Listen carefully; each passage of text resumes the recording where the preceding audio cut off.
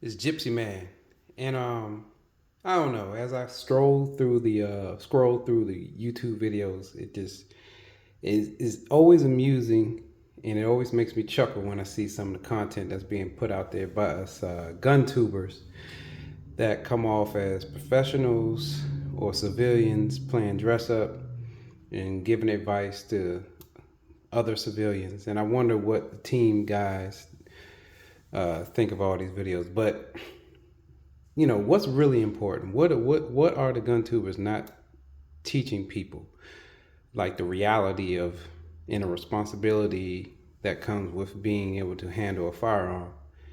And I don't know, I was just thinking just about a few things that I think of being able to handle a firearm as a martial art, right? And the whole thing is that you learn this art so that you don't have to fight if you're doing it for self-defense. Now, if you're doing it as a job or if you're doing it as a professional, it's, you have to have a different mindset on the tools that you have at your disposal, right? Your firearm possibly being the last result, or maybe the first, depending on if you're doing teamwork or you're on a team or in the military and you're going into battle. But let's just start off with things that, with that in mind of being something that you hope you'll never have to use, it comes with humility, right? So what will help you with that? Like, depending on what your job is, um, from what I know, the physicality of a person is a really good deterrent for people who want to do harm, right? And if a person doesn't take care of themselves and they look weak to their opponent, and what I know from life is that that person always picks on the weakest link, the person that looks the weakest, right? So physicality is very important. Being physically fit, taking care of yourself, uh, looking like you're about your business, paying full time and attention depending on what your job is. And I see a lot of beards out there, right? And I always wonder, like all the team guys, they want to grow beards. And I'm like, the beard, I get it. I get it. I guess I get it. You know, Me being trained is not very intimidating to me, but I can see how that might be intimidating. But what if the other person has a beard too? He's not gonna care about your beard. But I always wondered if the beard was more for like people to blend in to certain environments more so. I know that you may be out in the field and you can't shave. I get it. I get it. But I know we're in the era of big beards. So I guess the beard may be useful. I don't know. Maybe it is just a beard. Um, you know, Talking, like the loudest person in the room is is that the most dangerous person in the room, or is it that quiet person that just sits back? He's just listening. He's not really engaging in what you got to say.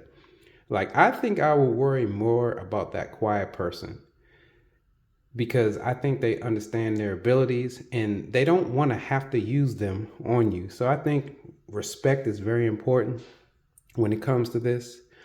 You have to be humble. You know what you can do. You don't have to let other people know what you can do. Being that great person, being unassuming, the clothing that you wear, you don't want to look tactical, right? You just want to mind your business, look like somebody that minds their business and unassuming. Because if a bad guy comes and they're gonna pinpoint, they're already scanning the room. They're already looking for who the weakest link is out of the group. Always. For those people who wear uniforms, I think it's very important that when you put that uniform on, which you already know, look good in your uniform. Like, look sharp, look clean, look pressed, look like you're about your business. Because I'm gonna tell you, if you look sloppy in uniform, if you look terrible, if you look like a just just terrible, just don't appreciate your position. Like, you're gonna be the weakest link. I'm just letting you know.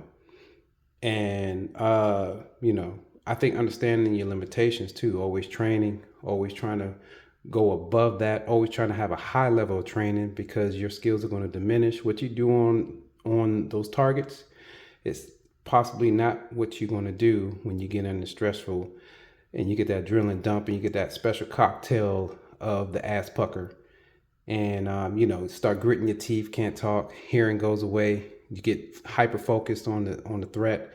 Know your limitations, work through them, and just try to get that level high as possible. So what I do is I watch a lot of videos, and it's just for situational awareness. What would I do in these, especially if it's a tragedy? Like I'm sorry for the people who have lost their lives, in order for us to learn from what happened in the scenario. Like, I think it's very important that you analyze it and think about that and build your situational awareness and understand the things that could have been done a little bit differently. As tragic as it may seem, you're not watching them for the tragedy, because I think that people are desensitized from the tragedies that happen today. But use it as a learning tool, is at our disposal. I think that as you watch those and they start getting to the comments, the interviews with the person who did the harm, right? They always ask them, why did you do what you did? And the answer to it is because he looked like I could take him. And that goes back to, it hits hard because it goes back to your appearance and how you look. You know what I mean?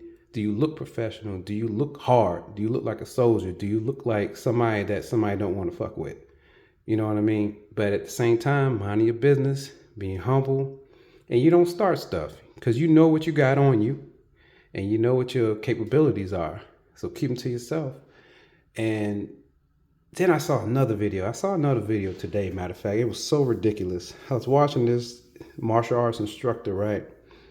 He was showing his students how to disarm somebody that had a gun in their face. And I'm like, dude. And I looked at the comments and they're just like, oh, this is the best training ever. This is it. Oh, and I'm like, bro, this is the worst thing you can do. I mean, I don't know where everybody's from, but I know where I'm from. And the people that I know and who have tried to disarm somebody that was robbing them with a gun, guess what happened? They got shot. You know what I'm saying? Like, they got shot. Fortunately, some of the people lived, but they got shot trying to take that gun away. Bro, if somebody has a gun in your chest or in your stomach or, outside of the range of you grabbing, you shouldn't be thinking about grabbing anyway. But what if, because you could flinch. And you know what happens when you flinch? He flinched, he shoots. Or she. So, being aware, understanding the environments you're in, knowing the signs, not being where you don't need to be. You just got to keep your head on a swivel, right? Not so obvious with it, but if you in an area that's sketch and you at a gas station, like, maybe you shouldn't get gas at night. Maybe you should lock your doors when you're inside your car. That's one of the biggest ones, the deterrents right there. They pull on your lock and it's unlocked. Surprise to them. It gives you time to take care of what you need to take care of and have it ready for you, for you to use. But just understanding that, like, I can't believe this person was teaching people how to disarm people, talking about Krav Maga. I probably said it wrong, but if I didn't, they have the best technique for it. But I'm like, they have a technique for it, but how many people have successfully taken a gun away from somebody, a gun that's already drawn in them? How many people have done that and lived and not get shot? It's showing you some stuff like the guns right here. You take it and you do this, or you step to the side and you take the gun from them, and now the gun's in. Come on now. You're not going to be faster than me pulling that trigger. As soon as I see you move, after I tell you not to move, most of the time they just want your stuff. Give me your stuff. You can get it back. You know what I'm saying? Walk away, do whatever you got to do. And God forbid you end up shooting them in the back, making that mistake. But look, if you don't see it coming, you need to beat feet. You know what I mean? Get some cover, man. You don't want to have no open gun battle.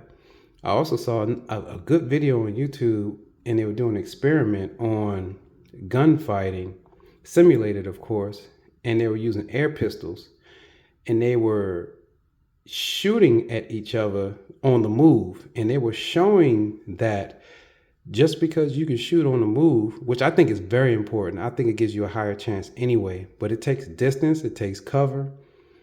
Both of them were, I think, masters or GM masters, so they were still hitting each other. But I think the average user probably wouldn't have hit one another as frequent as they were hitting each other. So I think it's a valuable lesson. Like, shooting on the move is very important. Knowing how to use cover is very important. So I just wanted to make this video real quick. It was just on my mind. Humility. Keep training. Get better. Have some understanding. Don't go starting stuff. But if it comes to you, I hope that everybody will be able to go home. And Gypsy Man, and I'm out.